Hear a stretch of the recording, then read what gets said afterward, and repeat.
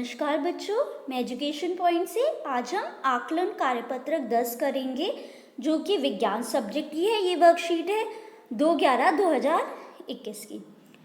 तो ये आकलन कार्यपत्रक कुल 20 अंक का है। इसमें 2 भाग में विभाजित है।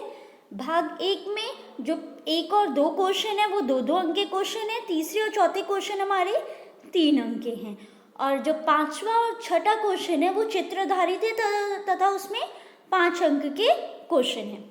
चलो तो पहला क्वेश्चन देखते हैं। श्वसन के लिए ऑक्सीजन प्राप्त करने की दिशा में एक जलीय जीव की अपेक्षा स्थलीय जीव किस प्रकार लाभप्रद है? श्वसन के लिए ऑक्सीजन प्राप्त करने की दिशा में एक जलीय जीव की अपेक्षा स्थलीय जीव किस प्रकार लाभप्रद होता है?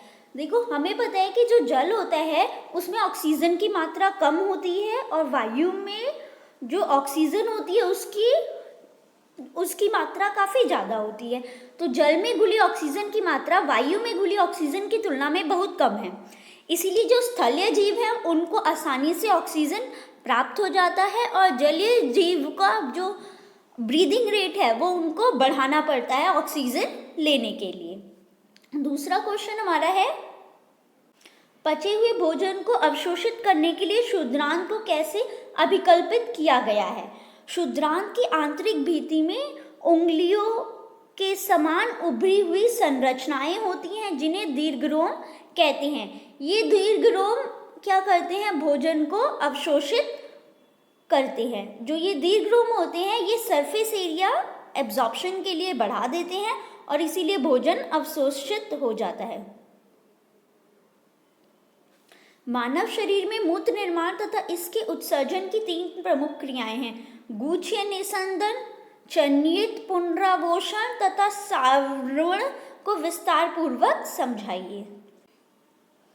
गुच्छीय निस्संदन यह वह प्रक्रिया है जिसका उपयोग आपके गुर्दे रक्त से अतिरिक्त तरल पदार्थ और अपशिष्ट उत्पादों को फिल्टर करते हैं ताकि शरीर के लिए जरूरी पोषक तत्व जैसे प्रोटीन आदि की क्षति ना हो। नेक्स्ट है हमारा पुनरावशोषण।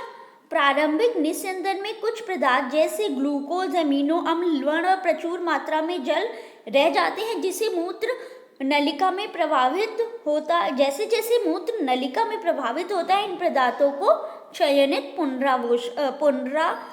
पुनरावशोषण होता है। सारणी,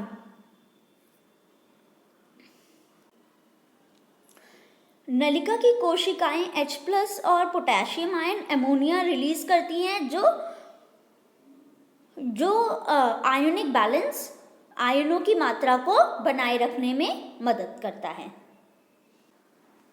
ग्लूकोज के ऑक्सीकरण से विभिन्न जीवों में ऊर्जा प्राप्त करने के विभिन्न पथ क्या हैं? देखो, ग्लूकोज सबसे पहले कोशिका में पायरुवेट के रूप में टूटता है। पायरुवेट 3 अणु वाला कंपाउंड होता है। ठीक है, अब देखो ऑक्सीजन की अनुपस्थिति में क्या होगा? अगर ऑक्सीजन नहीं होगा तो इथेनॉल और ऊर्जा बनेगी और कार्बन डाइऑक्साइड निकलेगा। अगर ऑक्सीजन कम होगा तो लैक्टिक अम्ल, लैक्टिक एसिड और ऊर्जा बनेगी। अगर ऑक्सीजन की उपस्थिति होगी तो हमारा जो सबसे ज़्यादा एनर्जी यहीं से निकलती है, कार्बन डाइऑक्साइड और वाटर बनता है। भाग 2 प्रश्न 5, नीचे दिए गए मानव हृदय के विस्थापनात्मक काट के चित्रों को ये भागों को रेखांकित करना है। चलो ये क्वेश्चन करते हैं। ये वाला जो भाग होता है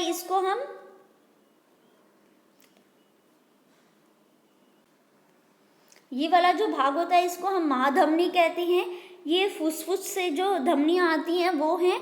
ये फुसफुस से जो शिराएं आती हैं वो हैं। फिर ये हमारा बायां आलिंद है, ये हमारा दायां आलिंद है, ये हमारा दायां निलय है और ये हमारा बायां निलय है और ये होता है हमारा विभाजिका। ठीक है, तो इनको आप मेंशन कर दोगे जैसे कि पिक्चर में मैंने मेंशन करा है। नीचे प्रश्न संख्या 6, नीचे मानव के शरीर के पाचन तंत्र का चित्र दिया गया है। खाली छोड़े गए भागों को रेखांकित करना है। चलो ये क्वेश्चन भी करते हैं। देखो, ये जीवा होती है, ये हमारा मुख है, इसको हम ग्रसिका बोलते हैं। ग्रसिका से भोजन अमाशय में आता है। अमाशय के साथ में इधर ये डायफ्राम होता है, ठीक है, और ये हमारा पित्ताशय है, ठीक है, ये हमारी पित्त की नली। फिर ये जो पीछे की साइड है ये हमारा यकृत है। फिर अमाशय के बाद भोजन आता है शूद्रांत में, ठीक है, और शूद्रांत के ऊपर ये होता है अग्नाशय। फिर अग्नाशय अपने एंजाइम रिलीज करता है शूद्रांत में। फिर शूद्रांत से भोजन आता है बृहदांत में, बृहदांत से गुदा द्वारा बाहर। इसी के साथ हमारी ये आकलन कार्यपत्रक 10 पूर्ण होती है।